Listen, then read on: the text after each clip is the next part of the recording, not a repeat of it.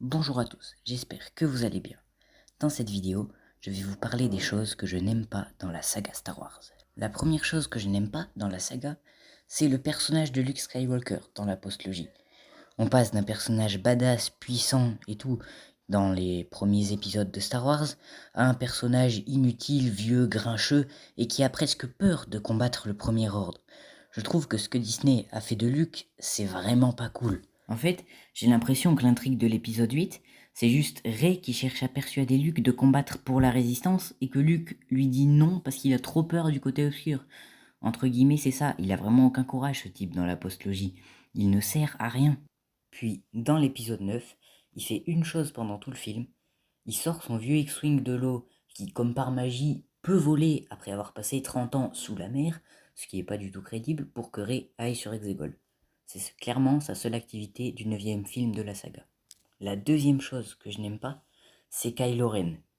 Ils ont voulu faire un méchant charismatique, un peu, même beaucoup, dans le style de Dark Vador avec une armure et une cape toute noire et un casque qui lui transforme la voix pour la rendre plus grave. Mais en fait, comme l'a dit Snoke, c'est qu'un gamin avec un masque. Mais dès qu'il enlève son masque, il perd toute crédibilité. Moi au début j'étais un peu impressionné quand je l'ai vu, et puis dès qu'il a enlevé son masque, plus rien du tout. Il fait plus aucun effet. En fait, au bout d'une demi-heure de film, Kylo Ren il est là pour faire joli quoi. Il sert à rien.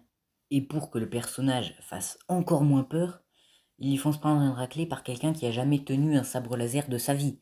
Dans le 7, il se bat et puis il se fait casser la figure par Rey alors que elle sait pas se battre avec un sabre laser, on va pas se mentir.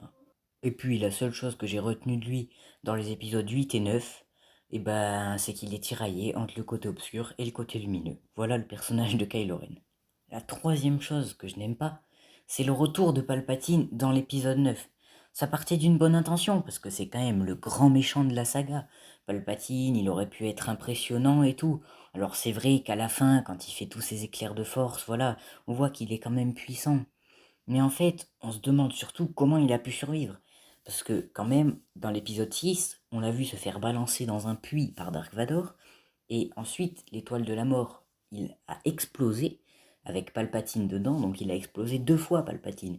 Il a explosé une fois en tombant dans le puits, on le voit exploser, et puis ce qui restait de lui a encore explosé une fois à cause de Lando, donc comment est-ce qu'il peut être encore vivant dans l'épisode 9? Alors c'est vrai que c'est potentiellement un clone, mais franchement, il sert à rien lui non plus dans l'épisode 9, à part à fournir un méchant quoi.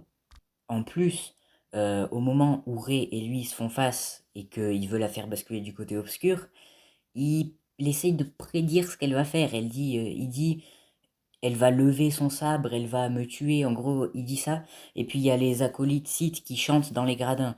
En gros, Palpatine, il s'est transformé en DJ et il a mis de l'animation sur Exegol.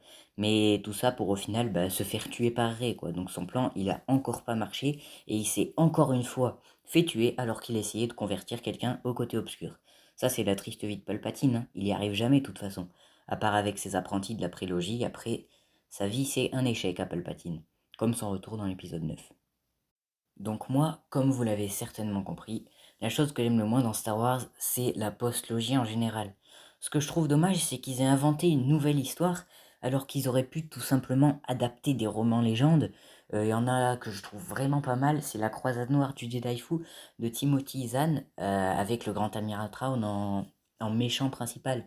Et cette trilogie de romans, elle aurait été bien mieux, de mon point de vue, que celle qu'a fait Disney. Mais bon, c'était surtout destiné à toucher un plus grand public et pas à ravir les fans de la saga Star Wars, pour moi, la post-logie qu'ils ont fait.